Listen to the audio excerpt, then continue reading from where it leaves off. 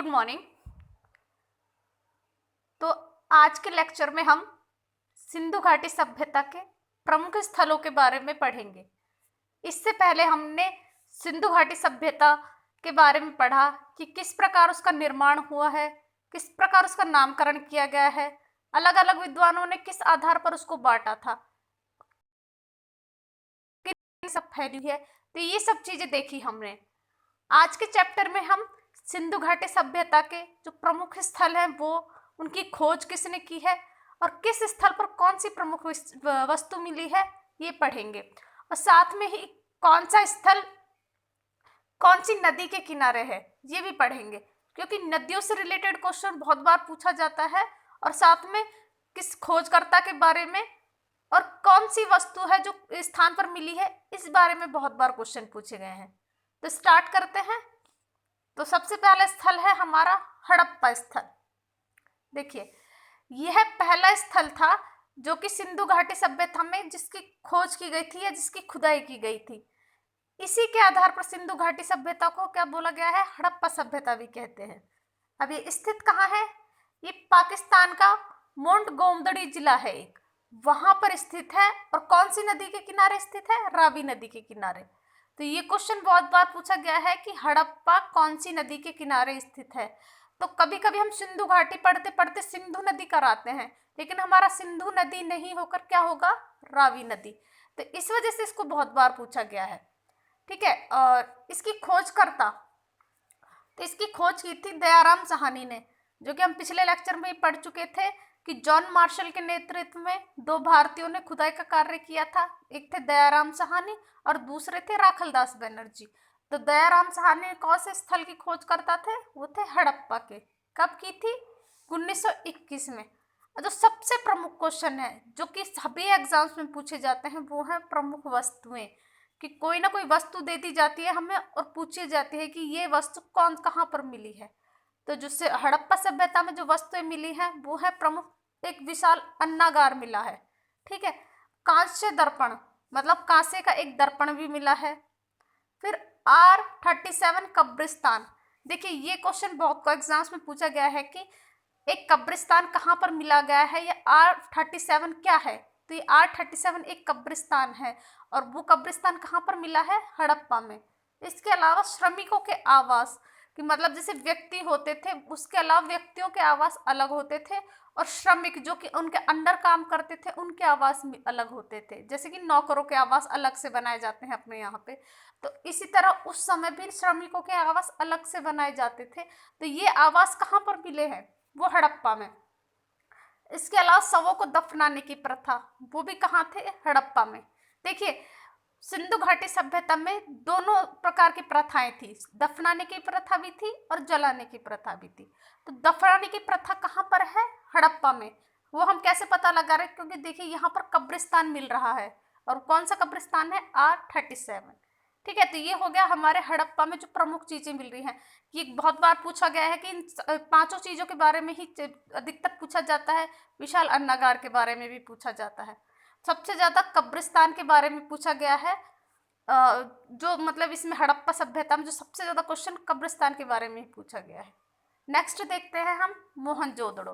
देखिए, यहाँ पर शवों को जलाने की प्रथा थी। ये क्वेश्चन भी बहुत बार पूछा गया है कि शवों को दफनाने की प्रथा कौन सा मतलब किस स्थान पर प्रमुख थी? हड़प्पा में, मोहनजोदड़ो में, लोथल में, या फिर कोई और ऑप्शन दे देंगे।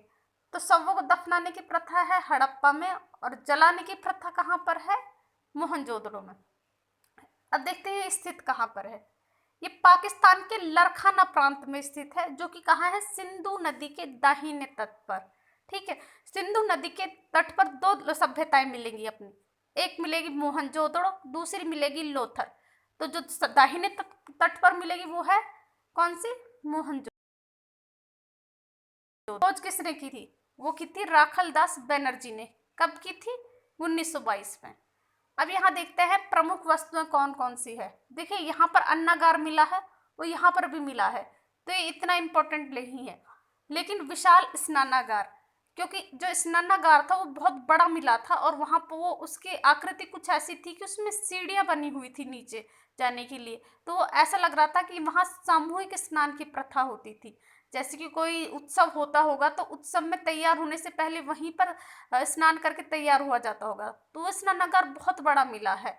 तो ये क्वेश्चन बहुत बार पूछा गया है कि विशाल स्नानागार कहाँ पर मिला है। तो वो कहाँ मिला है? मोहनजोदड़ो में। इसके अलावा कांस्य की एक नग्न मूर्ति, मतलब एक नर्तकी की मूर्ति मिली है कांसे से बनी हुई, और उसकी अवस्था कैसी है? नग्न अवस्था में। तो ये क्वेश्चन भी बहुत बार पूछा गया है कि कांस्य की मूर्ति या फिर कांस्य की नर्तकी की मूर्ति कहाँ पर मिली है? वो मिली है हमें मोहनजोदड़ो में। इसके अलावा एक पुजारी की मूर्ति मिली है, और वो भी मतलब तपस्या करते हुए पुजारी की मूर्ति मिली है।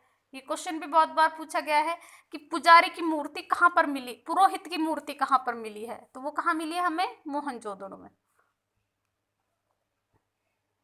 आगे देखते हैं। इसके अलावा मोहनजोदड़ो में एक महाविद्यालय भी मिला है। ठीक है, एक मिला है एक श्रृंगी। एक श्रृंगी मतलब एक सींग वाला पशु, जिसके एक सींग वाला एक मतलब सींग होता था, ऐसे पशु की मूर्ति मिली है। साथ में ऐसी मुद्राएं भी मिली हैं जिन पर कि वो एक श्रृंगी पशु अंकित है। तो कहीं ना कहीं इस पशु को या तो वहां बहुत पूजा जाता था, इस कारण उसको कहाँ मुद्राओं पर भी पाया गया है, या फिर उसकी मूर्ति भी इसीलिए पाई गई है क्योंकि कहीं ना कहीं वो उस चीज को पूजते थे। तो इससे ये मतलब मोहनजोदड़ो में धार्मिक प्रधान स्थान होने का कहीं ना कहीं पता चलता है, क्योंकि वहीं पर पुरोहित की मूर्ति भी मिल रही है और साथ में एक श्रृंगी पशु की भी मूर्ति मिल रही है। तो ये क्वेश्चन भी बहुत बार पूछा गया है कि एक श्रृंगी पशु की मूर्ति कहाँ से प्राप्त हुई है। तो कहाँ से प्राप्त हुई है? मोहनजोदड़ो से। नेक्स्ट देखते हैं हम लोथल। देखिए, लोथल गुजरात में स्थित है, गुजरात के अहमदाबाद में, और वो भी कहाँ पर है? भगवा नदी के किनारे। ठीक है, भोगवा या भगवा नदी के किनारे कौन सा स्थान है? लोथल। अब इसकी खोज किसने की थी? रंगनाथ राव ने। इसकी छोटी सी ट्रिक देख लेते हैं। लाल रंग की खोज रंगनाथ ने की। देखिए, लाल रंग से लोथल हो जाएगा, और रंगनाथ जिसने की खोज की है। अब इसको अन्य नामों से भी जाना जाता है। कई बार एग्जाम्स में इसके अन्य नाम दे दिए जाते हैं और पूछा जाता है कि ये किस सभ्यता के लिए कहा गया है। देखिए, सिंधु घाटी का गोदीवारा भी किसको बोला गया है? लोथल सभ्यता को। सिंधु घाटी का बंदरगाह, वो भी किसको बोला गया है? लोथल सभ्यता को। या फिर सिंधु घाटी का पतन, वो भी किसको बोला गया है? लोथल सभ्यता को। देखिए, कहीं ना कहीं जो गुजरात है वो तट पर है, जहां पर भी पानी बहुत है। तो पानी होने के कारण वहां बंदरगाह का निर्माण होता था, क्योंकि जो व्यापार होगा वो पानी के रास्ते से होता था। ठीक है, तो इस कारण यहाँ पर व्यापार का उदाहरण मिले हैं। पतन इसलिए बोला गया है कि कहीं ना कहीं बोलते हैं कि बाढ़ की वजह से सिंधु घाटी सभ्यता का अंत हुआ है। तो जहां पर पानी है तो वो स्थान कौन सा था? लोथल, जो कि समुद्र के किनारे था। तो कहीं ना कहीं समुद्र के जल का स्तर बढ़ा था, तो वो लोथल से ही बढ़ा था। इस कारण से इसको पतन भी बोला जाता है कि सिंधु घाटी का पतन किसको बोला गया है? लोथल को। सिंधु घाटी का गोदीवारा, गोदीवारा बंदरगाह को ही बोला जाता है वैसे तो वो भी किसको बोला गया है? लोथल को। और बंदरगाह भी लोथल को। नेक्स्ट देखते हैं यहाँ पर प्रमुख वस्तुएं कौन कौन सी मिली हैं। देखिए, यहाँ पर बंदरगाह के अवशेष मिले हैं। ये क्वेश्चन बहुत बार पूछा गया है कि बंदरगाह के अवशेष कहाँ पर मिले हैं। तो कहाँ मिले हैं? लोथल में। इसके अलावा चावल के अवशेष। देखिए, जो प्रमुख था, जो सिंधु घाटी सभ्यता में गेहूं के अवशेष, मतलब गेहूं के मात्रा में मिले हैं। लेकिन लोथल में किसके अवशेष मिले हैं? चावल के। कहीं ना कहीं जो चावल की खेती होती है, जहां पर बारिश बहुत अधिक होती है या फिर पानी बहुत अधिक है, उस जगह पर चावल मतलब चावल उगाया जाता है। तो लोथल था जो, वहां पर पानी तो था ही, क्योंकि मैं बोल रही हूँ यहाँ पर बंदरगाह भी है। तो इस कारण यहाँ पर चावल के अवशेष मिले हैं। तो ये क्वेश्चन भी बहुत बार पूछा गया है कि चावल के अवशेष किस स्थान पर मिले हैं? लोथल में। इसके अलावा अग्निकुंड के अवशेष, ये भी बहुत बार पूछा गया है कि अग्निकुंड के अवशेष किस स्थान पर मिले हैं। वो भी लोथल है। हाथी दांत के अवशेष, कहीं ना कहीं लोथल बंदरगाह था, तो इससे यहाँ पर व्यापार होता था अरब देशों से। तो मतलब जानवरों के जो अंग होते हैं उनका भी व्यापार होता था, जिनमें से एक हाथी दांत का भी व्यापार होता था। तो उसके अवशेष भी कहाँ पर मिले हैं हमें? लोथल में। इसके अलावा 3 युगल समाधियां। देखिए, मैं आपको अभी थोड़ी देर पहले बता चुकी हूँ कि दफनाने की प्रथा थी कहाँ पर? हड़प्पा में। तो हड़प्पा में दफनाने की प्रथा थी। ये तो क्वेश्चन पूछा गया है हमसे कि भाई दफनाने की प्रथा या R37 कब्रिस्तान कहाँ पर मिला है? तो वो है हमारा हड़प्पा। लेकिन युगल समाधि मतलब 2 व्यक्तियों को एक साथ दफनाने के साक्ष्य, और वो भी 3 युगल समाधियां मिली हैं। तो वो कहाँ पर मिले हैं अवशेष? वो लोथल में मिले हैं। ये क्वेश्चन भी बहुत बार पूछा गया है कि युगल समाधियां कहाँ से प्राप्त हुई हैं? तो वो कहाँ है? लोथल। कब्रिस्तान कहाँ से मिला है? हड़प्पा से।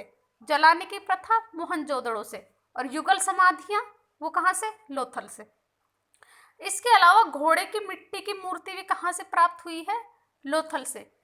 ठीक है, तो कहीं ना कहीं जो सिंधु घाटी सभ्यता के लोग थे वो जो घोड़े से आंशिक रूप से परिचित थे, मतलब वो पूरा अधिकतर घोड़े को जानते नहीं थे।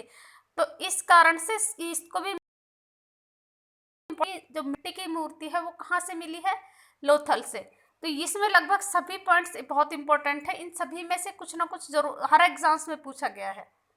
ठीक है, नेक्स्ट देखते हैं हम अपना कालीबंगा।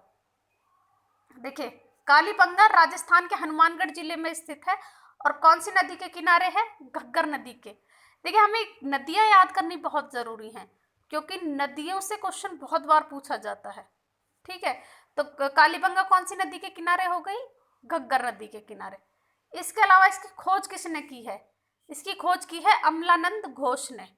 ठीक है, अब देखते हैं कि यहाँ पर क्या क्या वस्तुएं हैं जो प्रमुख रूप से मिली हैं।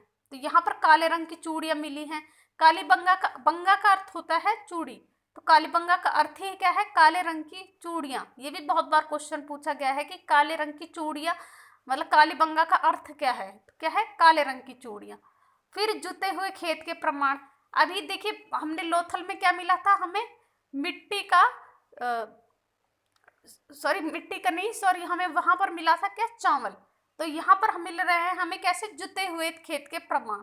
तो ये क्वेश्चन भी बहुत बार पूछा गया है कि जुते हुए खेत के प्रमाण कहाँ पर मिले हैं? तो वो मिले हैं कालीबंगा में। इसके अलावा एक अग्निकुंड में मिला है जो कि लोथल में भी मिला था। फिर देखते हैं यहाँ पर भूकंप के प्रमाण मिले हैं। ये क्वेश्चन भी बहुत बार पूछा गया है कि भूकंप के प्रमाण कौन से स्थान से प्राप्त हुए हैं? तो कौन से स्थान से प्राप्त हुए हैं? कालीबंगा से। नेक्स्ट देखते हैं हम राखी गढ़ी। देखिए, ये कहाँ पर स्थित है? ये हरियाणा के हिसार जिले में घग्गर नदी के किनारे पर स्थित है। देखिए, 2 सभ्यता घग्गर नदी के किनारे हो गई हैं, कालीबंगा और राखी गढ़ी। ये बहुत इंपॉर्टेंट है ये वाली सभ्यता। क्यों इंपॉर्टेंट है ये हम देखते हैं अभी। देखिए, इसकी खोज किसने की थी? सूरजभान ने। ठीक है, सूरज की आकृति कैसी होती है? गोल। और राखी की आकृति भी कैसी होती है? गोल। ठीक है, इस तरह से हम इसको याद रख सकते हैं। तो राखी गढ़ी की खोज किसने की? सूरजभान ने। फिर देखते हैं यहाँ पर क्या क्या प्रमुख वस्तुएं मिलती हैं। देखिए, इंपॉर्टेंट क्यों है?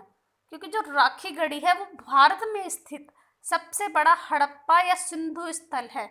अगर ऑल ओवर बात की जाए, सिंधु घाटी का सबसे बड़ा स्थल हो जाएगा हड़प्पा और मोहनजोदड़ो।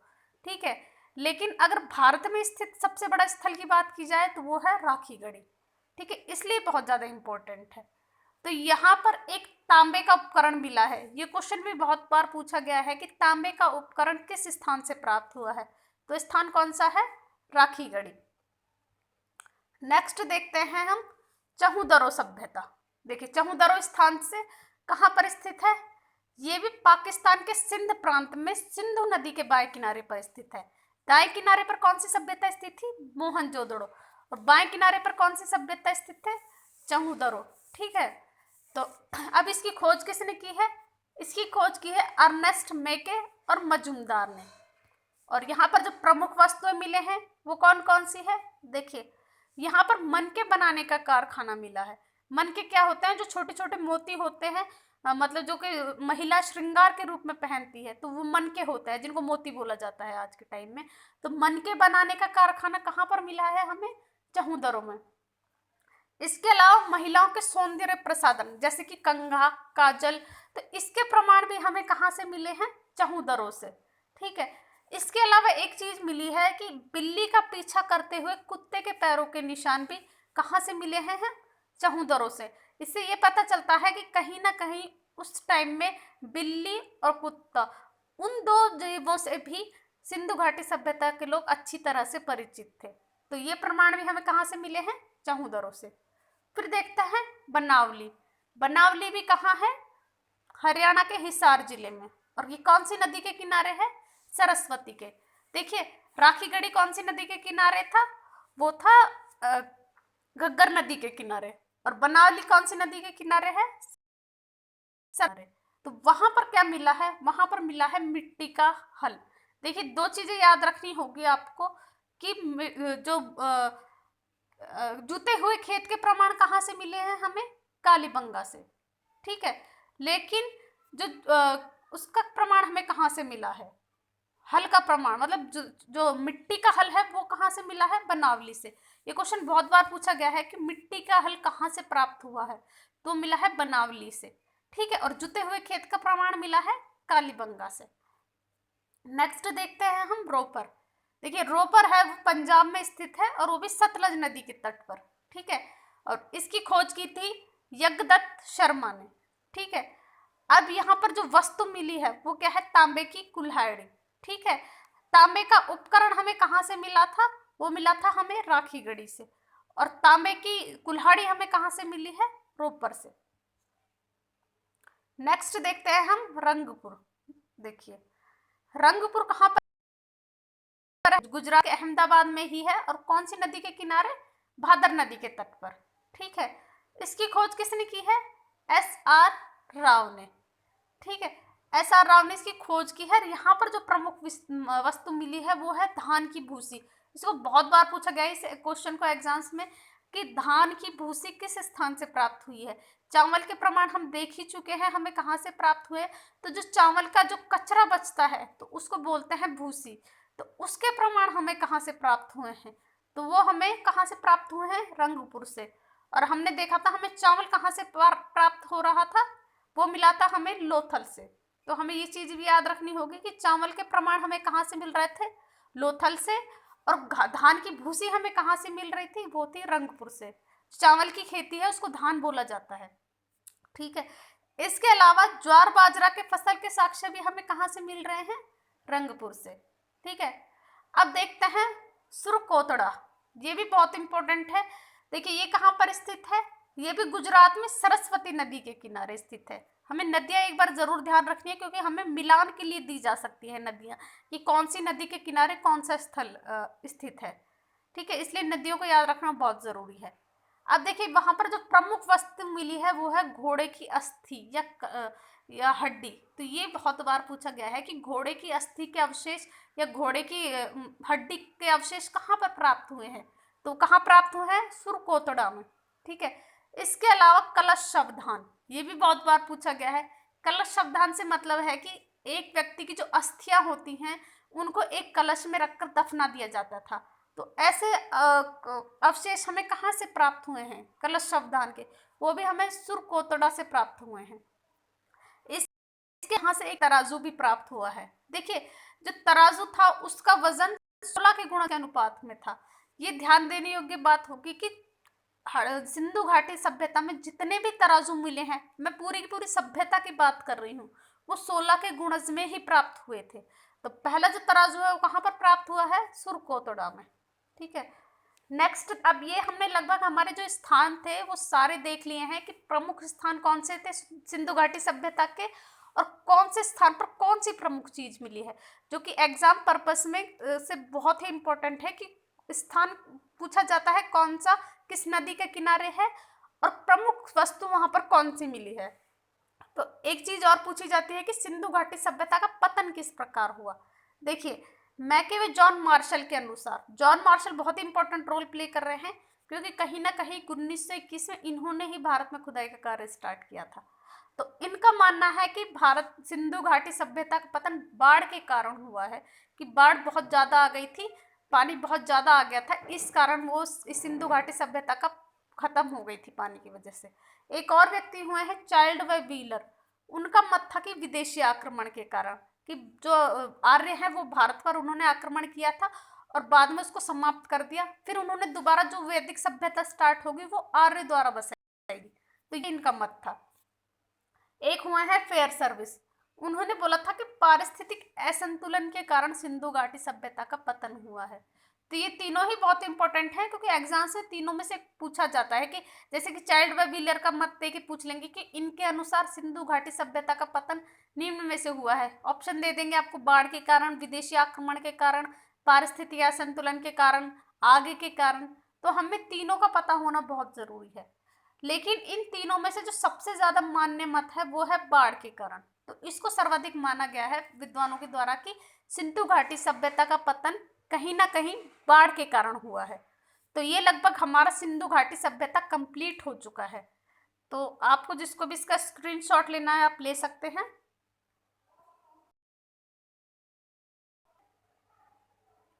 देखिए इसके जो स्थल हैं वो बहुत ही इंपॉर्टेंट है, क्योंकि अधिकतर स्थल में से क्वेश्चन पूछा जाता है या नदी में से पूछा जाता है।